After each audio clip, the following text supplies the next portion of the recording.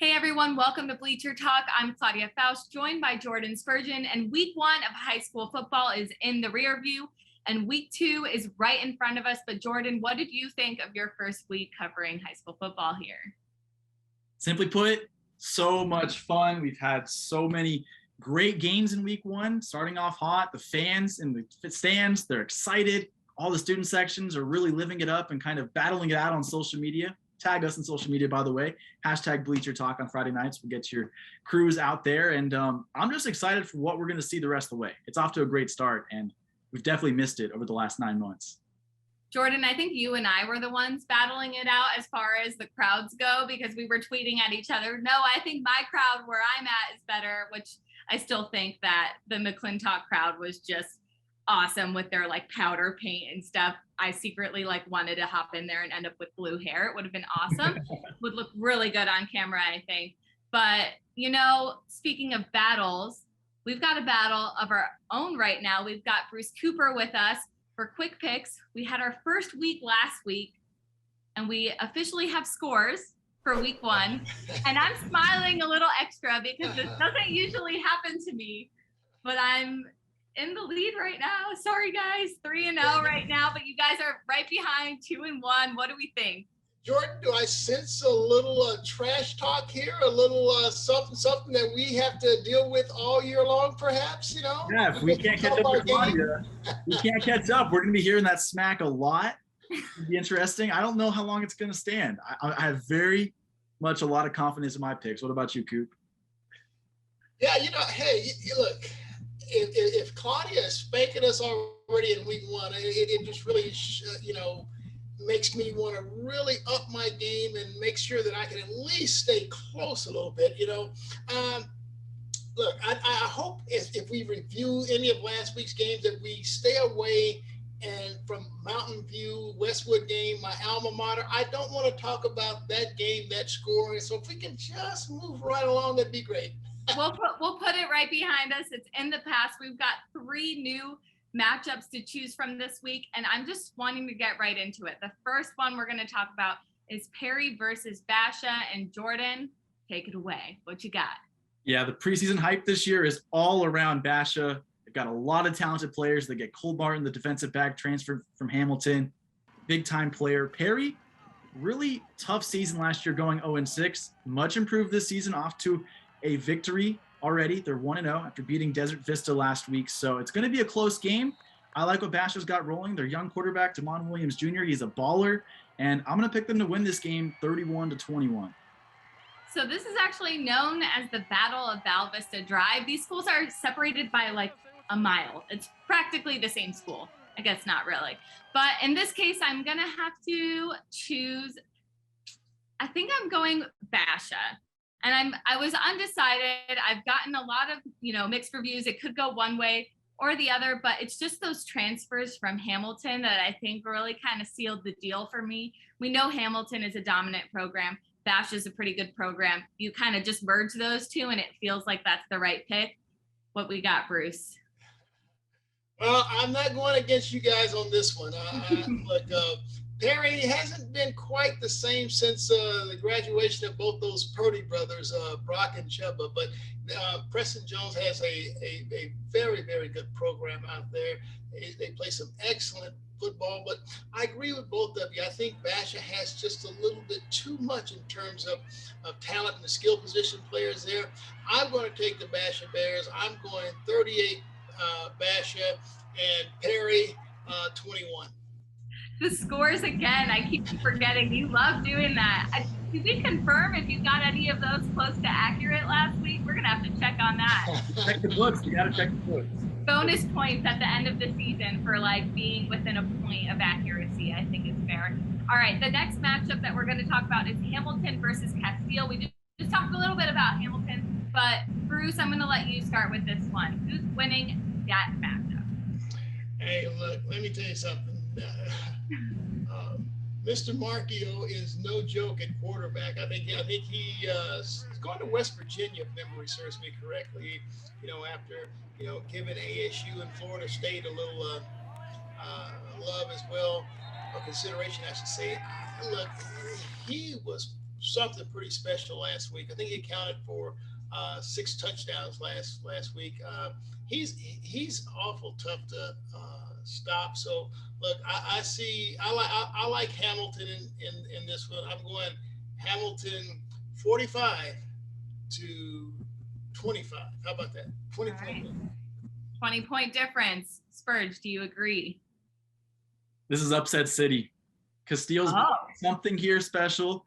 I like what Landon Jury's the quarterback. I like what he's going to bring to the table. I'm talking to him later today at practice, so I'll get to know him a little bit better. But something about Castile, they play with a chip on their shoulder. Bobby Newcomb, he's kind of tired already of people saying, well, at least you guys are playing Hamilton now, and that's a big step up for the program. He doesn't want to just be on the same field as these teams. He wants to beat them, and he wants to win big. This is what they're playing for. They're playing for these. They want the rings. That's what Bobby Newcomb is all about. And for Hamilton, too. This is a trap game. They're going to get Bishop Gorman next week on ESPN from Las Vegas. That's a big-time marquee matchup. It's a bit of a trap game here, and I could see them overlooking Castile a little bit. I think this game's close. I think Castile wins 35-34. Whoa. Very close. Okay, so I was kind of torn here, which seems like the right thing since you guys are kind of differing in opinions here. So what's funny about this matchup is even though they're in the same school district, they've actually never played each other. So fun little tidbit there. Kind of agreeing with Spurge in the sense of Hamilton might be thinking about that ESPN matchup. It's kind of like, you know, you hear coaches always say, we're just focused on the next game. Like whatever's in the future is in the future. It's not now. We're not worried about it. Coach talk, you know, but we know that deep down they're thinking, all right, we've got this big game the week after. I still think though that Hamilton's going to win. Despite having this big game the following week, Hamilton is just that team to beat. And I just currently don't think Castile is the team to do it. So I'm going to go Hamilton here. We've got one last matchup, though, to chat about. We've got Saguaro against ALA Queen Creek. And Bruce, a little birdie told me, actually the big guy told me that you're going to be out at that game. So what are you predicting going into that? Well, Jason Munns has created quite I guess a dynasty out there, you know. Obviously with the creation of the open division, you know, they now have the Chandlers to contend with, and of course I think the pandemic kind of pushed them out of the postseason a year ago. But look, they're always loaded. They are just such a talented team, well coached. I think this one's is all Saguaro. And look, let me tell you something. I don't care what level of football they play in Queen Creek. Every one of the programs in Queen Creek are just solid, very well coached, real strong in fundamentals. But again, this comes down to talent. This comes down to talent at the end of the day. And the SabreCats, I don't see much of a contest here. I like Saguaro 49, and I'm going to LAA Queen Creek 49-20. Okay, I have a moment of silence here, kind of, with my dog barking, so I'm just going to make my pick real quick. I was basically just going to choose what Coop chose, so I'm going with Saguaro because that's what he said, and I want to stay on the top of the leaderboard. What about you, Bert? Yeah, I think I'm playing it safe here. Already have my big upset of the week. Saguaro is just a better team at this point. Javin Jacobs, their running back, player of the week last week for them. Phenomenal, does kick returns. He can be a wide receiver. He can be in the backfield. I think he's a difference maker. I could easily see 3-4 touchdowns from him in this game. I think they're going to beat Queen Creek or ALL Queen Creek, probably 41-28 this game. I'll give Queen Creek some opportunities to score some points against the SabreCats, but Saguaro's offense is going to be too much for them. So the difference I'm seeing here is that I'm not saying scores and I'm ahead, and you guys are saying scores. So maybe that's the trick is you're getting ahead of yourself. So we're chasing perfection, Jordan. We got to really up our game, man. You're chasing perfection. You know what else is perfect? The fact that we didn't plan this and all of us are wearing like maroon or red. Pretty excellent, if I do say so myself. And that's a great way to wrap up this quick picks. Coming up next, we're going up north to Flagstaff, zooming in right after practice. We'll catch up with their quarterback and their quarterback coach as well. Stay tuned on Bleacher Talk. What's coming up next?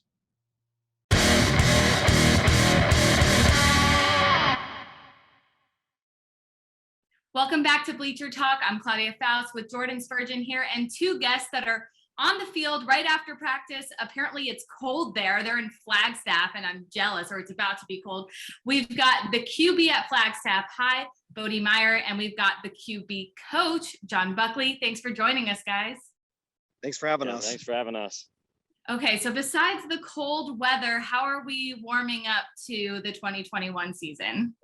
It's not cold yet. Yeah. We're just anticipating it. It's about perfect time right now in Flagstaff, so we're fortunate. Yeah. But it's the same way we started the season. It's a great start, and we're just looking to keep it going. Yeah. Feeding off that too. So last week for you guys, you had to find a game, and you still found a way to go out there and play really well too. So how were you able to do that? And what are you feeling after just kind of getting that week one game out of the way with all that chaos that comes with getting a new game? It felt pretty good getting that out of the way. It was a lot of chaos because we were supposed to play another team that Saturday before that got canceled. And Camelback, they were the team that actually called us saying they wanted to play Thursday night. And me and a couple of buddies, we were at a volleyball game and coaches called us in. And they're like, how do you guys feel about playing on a Thursday? And we were like, heck yeah, we should do it. Because we wanted to play. We didn't want to miss our first game that week. And yeah, we were excited to get to it. So I have to ask about that volleyball game. Are you guys the football players that go? Are you guys the most hype in the crowd? Are you guys there supporting the team and bringing as much energy as you can? Yeah, we try to do everything we can. We were told by our athletic director that we had the biggest student section and loudest and most spirited in she's ever seen. So got to be doing something right. Yeah, that's impressive. You guys should send in videos to us. #Bleacher Talk. We'll get that on at some point because that sounds really cool. Okay. Nice. Okay. Oh yeah, we love featuring that stuff. I also want to ask you, so you're out there supporting your volleyball team. You're kind of leading the team as the QB. That's kind of your job inherently. As a quarterback, you're a leader. As a coach, how do you instill that in him? And as a student, what have you taken from your QB coach in terms of leadership?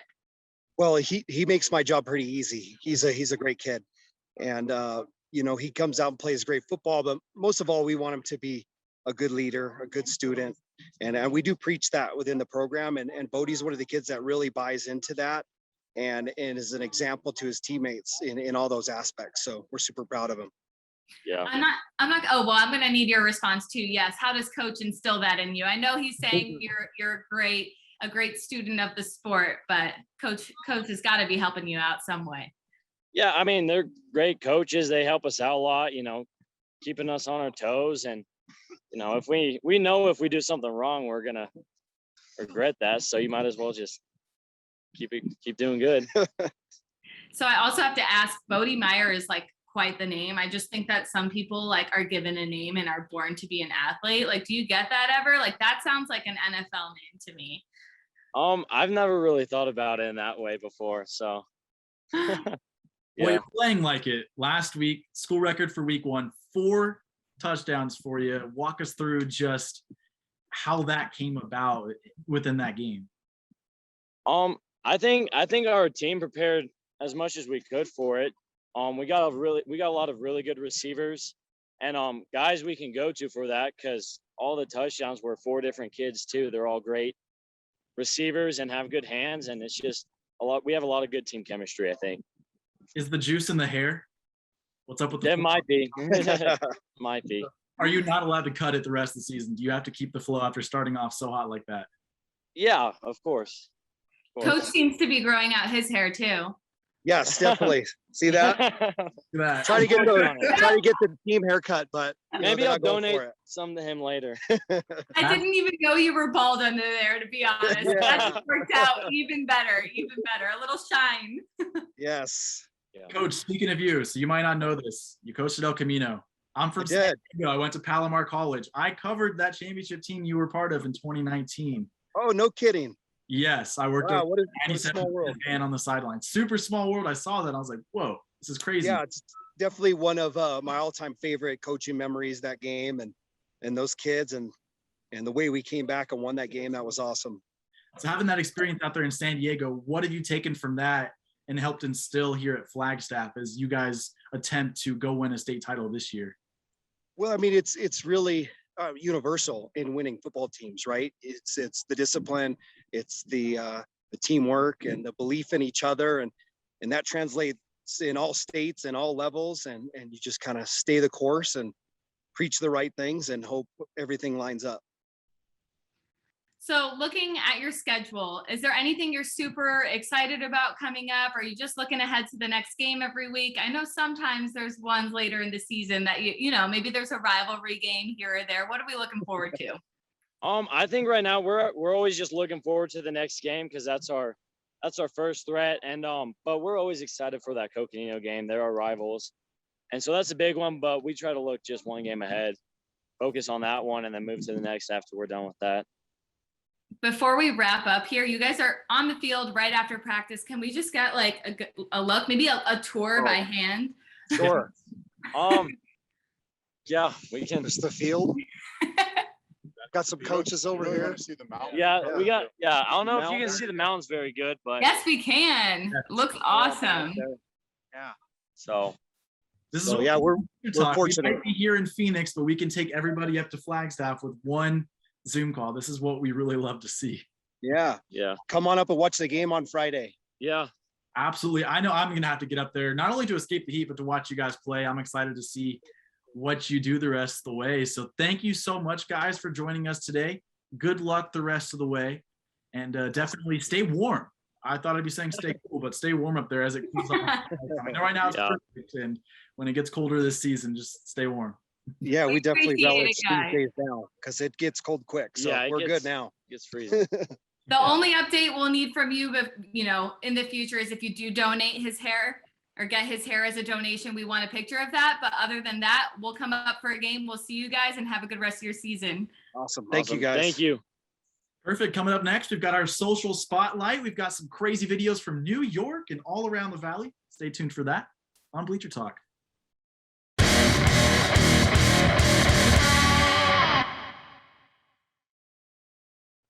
It's a great Wednesday here on Bleacher Talk. Welcome back into our final segment, our social spotlight. I'm Jordan Spurgeon alongside Claudia Faust, and social media has been buzzing all week long, from people sending videos all the way across the country to bands and cheer squads going off. So we're going to start all the way across the country, Claudia. New York City, Daniel Santiago at Horizon, defensive lineman, stud of a player, high energy. His parents match it all the way from New York, sending a video with all the posters showing support for their son all the way here in Scottsdale, Arizona. And it really doesn't get anything better than that.